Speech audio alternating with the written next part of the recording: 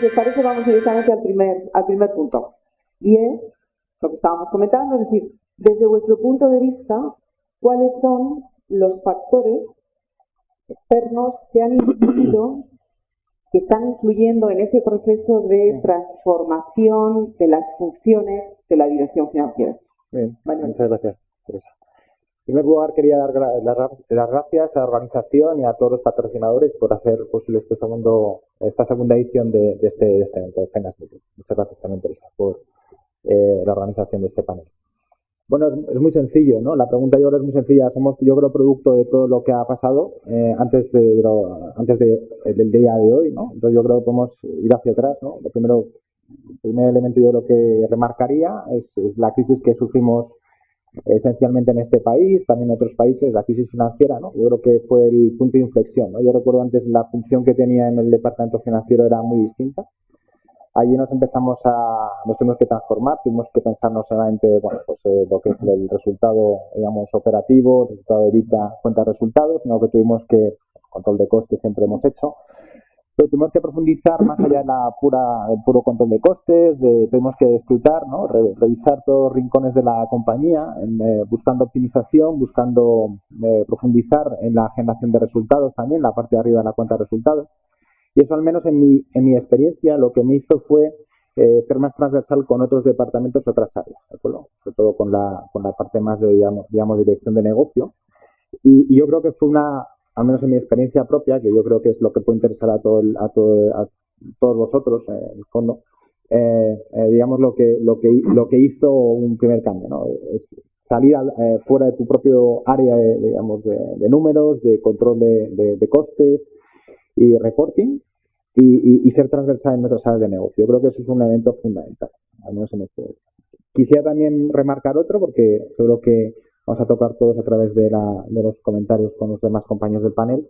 Yo creo que es la evolución de la tecnología. Yo creo que nos permite, digamos, liberarnos a nosotros y a nuestros equipos de funciones que antes eran muy, digamos, arduas en consumo de tiempo, en consumo de energía y con poco valor añadido. Ya el año pasado estuve en un panel que trataba de esto, y yo creo que año tras año te das cuenta de que es así, ¿no? Es decir, que puedes dedicar más tiempo a tareas de valor añadido, de nuevo, no solo yo, sino todos los elementos de mis equipos.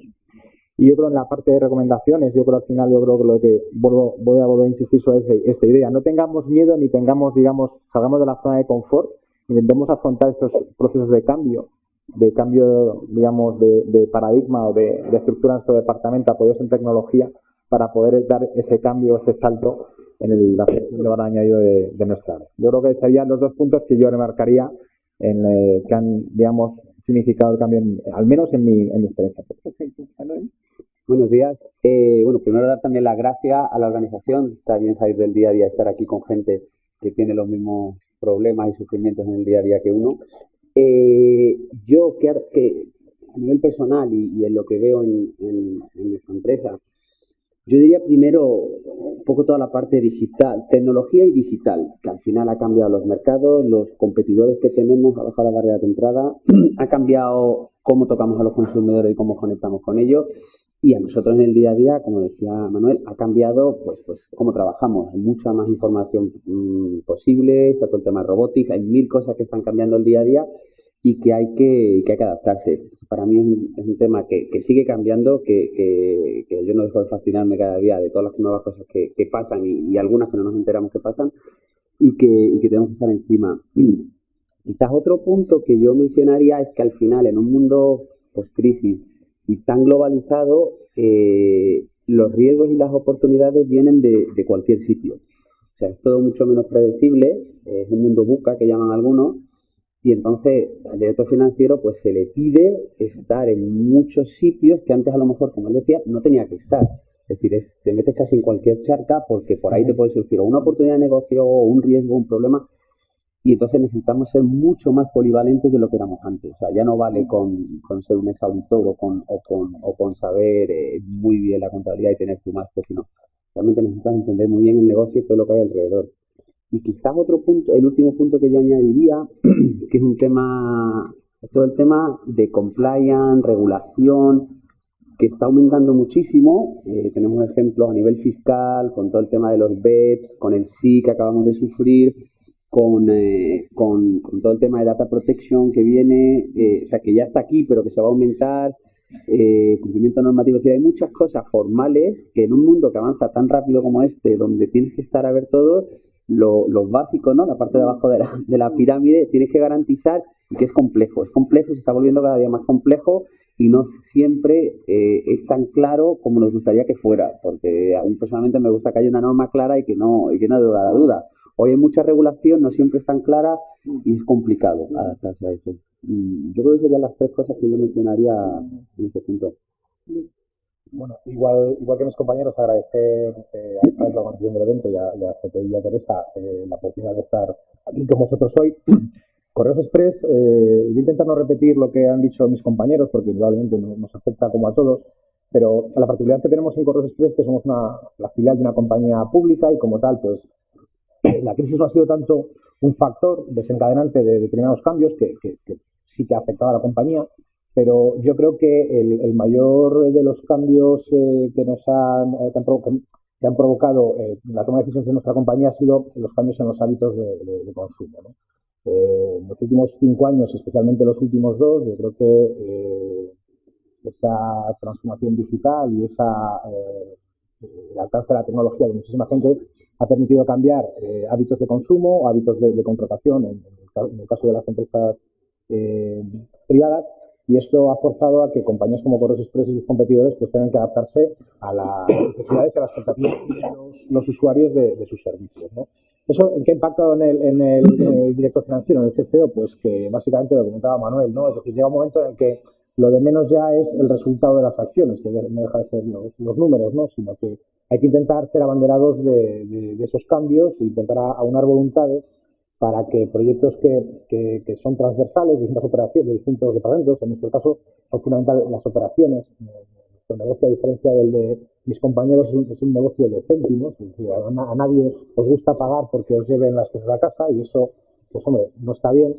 Pero también es verdad que es nuestra obligación intentar hacerlo lo más barato posible dentro de una calidad que es la que esperáis todos, ¿no? Ese sería el punto fundamental que afecta a Correos Express. Y por otro lado, una vez que en el caso de Correos Express cambias la estrategia de forma tan radical, pasar de ser una compañía enfocada al B2B y pasas a intentar ser el líder en entregas B2C, pues hace que el análisis de los datos y la capacidad que tienes para generar indicadores que te permitan validar los cambios estratégicos pues son muy críticos, ¿no? Y en estos últimos años, desde Correos Express, o por lo menos desde la dirección financiera, hemos intentado generar esas variables, esos indicadores que no duran mucho tiempo en cuanto al análisis, porque claramente las acciones que se toman son casi trimestrales, por no decir diarias, ¿no? Pero trimestrales a efectos de mirar su seguimiento, pues hacen que tengamos que poner encima de la mesa para otros usuarios de negocio internos esa información para que confirmen que sus decisiones son las adecuadas, ¿no? Y esos son los dos efectos, los dos factores que han obligado a la transformación en Correos Express. Buenos días y muchísimas gracias por estar aquí. Yo, por intentar decir algo que no se ha dicho, y creo que todos los aspectos que han sido ya más o menos enunciados son con los que nos hemos encontrado el CFO. Yo lo que he encontrado en los últimos años, desde el año 2007, que es cuando se empezó la enorme crisis económica con la que hemos convivido hasta el año 2012-2013, el CFO antes de esa fecha era una persona que, junto con otros muchos departamentos de la empresa, creo que una contribución más de back office, más que se daba por hecho, más que daba los datos, más que una persona en la que se le confiaba porque la integridad de los datos y los márgenes, y miraba más bien hacia el pasado. A partir del año 2007, lo que yo empecé a notar es que el CFO empezó a estar en el centro de la empresa, es decir, porque se habían roto todos los esquemas de crecimiento, porque las fuentes de financiación ya no estaban allí, porque no iban a estar y porque tenían que buscarse otro tipo de fuentes y porque los ingresos ya no estaban. Nosotros en el sector, por ejemplo en la televisión, entre 2008 y 2012 llegamos a perder en torno a más del 50% de todos los ingresos publicitarios que teníamos ahí. Entonces el CFO de ser una persona que daba la información, en la que se confiaba, pasó a ser, bueno, aquí tenemos que hacer algo, aquí tenemos que controlar los costes, porque si no se controlan los costes resulta que nos estamos jugando incluso en seguir adelante en el negocio. Era ya una cuestión de supervivencia en aquellos momentos. Entonces, el primer elemento que quería destacar es cómo, de ser una parte importante, pero no la más importante, todos los focos vinieron hacia nosotros por intentar crear un nuevo modelo de negocio que estaría mucho más basado en lo que es el control de coste y desde luego en mantener los márgenes y asegurar que podíamos seguir teniendo acceso a otro tipo de financiación, puesto que la financiación bancaria, como se vio en los años siguientes, estaba ya completamente seca. La siguiente cosa que me gustaría también destacar, y por no reincidir o incidir en lo que se había dicho antes, es que nosotros, de ser los intérpretes del pasado, pasamos a ser qué es lo que va a pasar. El CFO nos tiene que decir hacia dónde va la empresa, cuáles son los planes estratégicos, cómo los hacemos, de dónde van a salir los ingresos, cómo lo vamos a financiar. El mundo dentro de la empresa, el CEO y los que estamos en bolsa, por ejemplo, el mundo de todos los inversores extranjeros primordialmente que estaban alrededor, ya no les interesaba tanto saber qué es lo que habías ganado el mes pasado o cuál es la situación económica, sino querían tener un plan viable, querían ver que se podía seguir adelante, cuáles eran los elementos, cuáles eran los cambios y cuáles eran los nuevos negocios, y tanto como los antiguos negocios tradicionales, para poder seguir adelante y seguir siendo una empresa en funcionamiento. Y específicamente a nosotros, en el sector de medios, en estos años, tuvimos un gran cambio en lo que se refiere a número de canales, regulación, entrantes y salientes en el mercado, con lo cual nos encontramos en una posición difícil para el CFO, que era mantener los márgenes, reducir los costes, estrategias de llegar a ser más eficientes, y a la vez cada vez teníamos que cumplir muchos más objetivos de nuevos canales y de cumplimiento de las nuevas normas regulatorias en las que se nos movía. Con lo cual fue un problema de supervivencia, esto es muy claro, nos estábamos jugando no ya poder ganar menos o ganar más, sino la propia existencia dentro de un sector que, como decía al principio, veías como más del 50% de lo que eran tus ingresos se te estaban viniendo abajo, pero a la vez tenías que estar funcionando y cumpliendo una serie de requisitos regulatorios y de ampliación del negocio. Estas fueron las dificultades realmente, y esto es lo que nos hizo cambiar el paradigma del CFO tal y como lo conocíamos en el año 2007 a como lo conocemos ahora. Bueno, encantado de estar en este marco incomparable del mejor club de la historia. Bueno, yo creo que se han tocado muchos temas. Yo creo que el gran cambio para nosotros en el papel del CFO fue la crisis, una caída de ventas de ascensores del 70%, y ahí el papel el rol del CFO pues tomó un protagonismo especial, principalmente en temas de eficiencia primero, luego cómo elevar el desempeño de la organización y quizás también en la transformación de la organización, ¿no?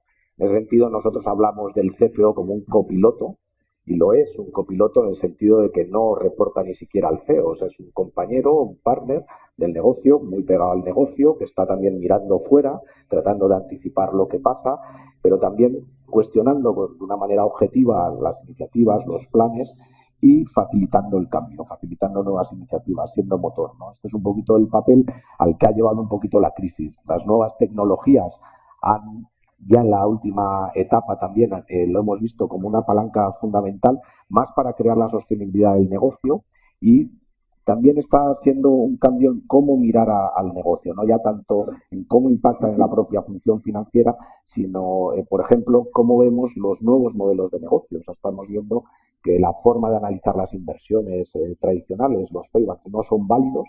Hay una nueva forma de mirar donde tenemos que ver las nuevas oportunidades, la escalabilidad de los negocios, la rapidez en la ejecución, y donde los modelos tradicionales empiezan a no ser válidos cuando decidimos dar el paso al Big Data.